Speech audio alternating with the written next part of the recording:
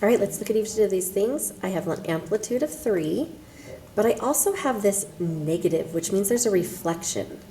I'm just going to write reflection. We haven't really talked about that yet, and this reflection is over the x-axis. Okay, we have our b term is kind of mixed in within here, so we're going to have to break that up. So I'm just doing all this side work first. So I need a number, b, x plus c, if there is one. So I need to factor out this b term. So if I were to factor this out and leave a plain old x, I would have a 1/2 x plus, and you need to think of something. What times 1/2 will give you pi? Okay, well that would be 2 pi. So then this gives me my b term, and then my c term is pi over 2. In this case, we do not have a d term, so there's no vertical shift on this one at all. Okay, so original graph, or the original function, is a sine, so it's going to start at 0, 0, and it's the whole function goes until 2 pi, one cycle, and I'm going to go up, cross over the x-axis, down and back up. That's our one cycle. So that's the original. Let's first look. Okay, I'm going to reflect this, so go ahead and reflect it right now if that seems like the best case for you. These points that cross the x-axis are not going to change. So I'm going to go like this. So now I've changed it to reflection, and if you want or can, you can erase these just because it is going to get really ugly on here, as you can see from the previous problems. Okay, so I've got this. I've dealt with the reflection. I can deal with the amplitude, but I'm going to deal with this b and c business kind of first.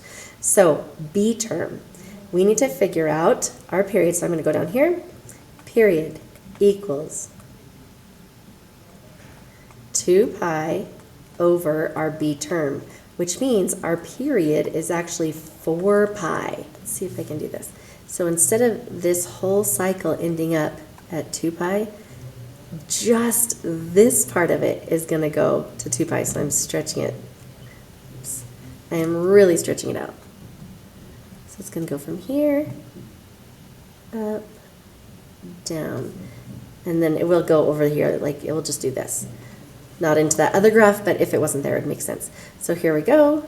So I have this part, and same thing over here, except it would just go all the way to negative pi, down to 2 pi.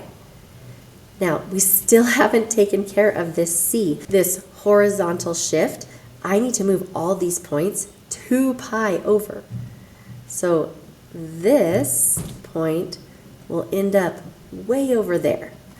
Okay, so make sure you understand that that huge point will end up way over here onto 2 pi. So I'm going to undo that just to clean it up a little bit. I'm going to get rid of this stuff I had already scratched out or erased, and I'm going to see if I can move this point way over here to 2 pi. And I'm going to also throw in my amplitude.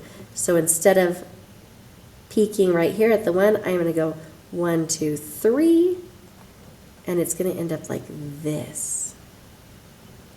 That shouldn't be a sharp point. Okay, and then it will go down at negative pi and go back up to negative 2 pi. So I need to look at the amplitude. I need to look at the vertical shift, that d, it's going to take me up or down. And then I need to simplify this or factor out that 2 from that 2x. So let's actually start there. So I have 2x minus pi. I'm going to factor out that 2 to make it just an x. And what would I need over here to get myself a 2, or to get myself pi at the end? So I would need a factor of pi halves, so that when I multiply this 2 back in, I would get pi. So there it is. This is my b term, and the negative pi halves is my c term. So that c term is going to shift the left and right. Since it's negative, it's actually going to go right. So let's start. I need cosine, so I'm going to start here at 1, 0, 1, and my entire cycle goes all the way to 2 pi. Oops, I wrote that down. So I'm going to go from 0, 1 through this, and that's what it looks like. That is my cosine. And I could draw the other half too, but I'm just doing a sketch to see this happen. Okay, my amplitude is 2. So instead of going to -1 and 1, I am going to go to 2 and -2. Okay, so again, just a sketch. And I took care of my amplitude. Now, this b term, I'm going to need to know the period length of my function. So I'm going to say period equals 2 pi over b. So period equals 2 pi over 2, which means my period is pi. That means this entire blue function that I just drew is going to be finished, the cycle is going to be finished within 0 to pi. So I'm compressing that. So instead of at pi, I'm going to be pi halves. Instead of at 2 pi, I'm cutting that in half as well. It's going to be at pi, and so it's going to look more like this. Really condensed. So we've done amplitude. We've figured out the period stops right there. Okay, now the only other thing we have to do is deal with the c term. So the c term, again, I already said we're moving to the right, so just be aware of that. We're moving to the right, pi halves. So this point at the x value being 0 will now go here, this point. So it's going to go shifting 2 over of the graph lines over this as well. Which actually already had a point there, so which is kind of nice. So it looks like this. Whoops. Okay, so there is my first drawing. That looks like I have everything. Let me double check before I do it.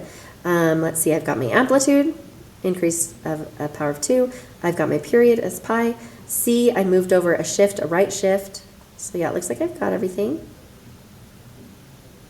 And then I continue on. So I'm going to go down. See if I can get this right. Let me thicken up this pen. It's just hard to see with all this mess. There we go. That's a little bit better.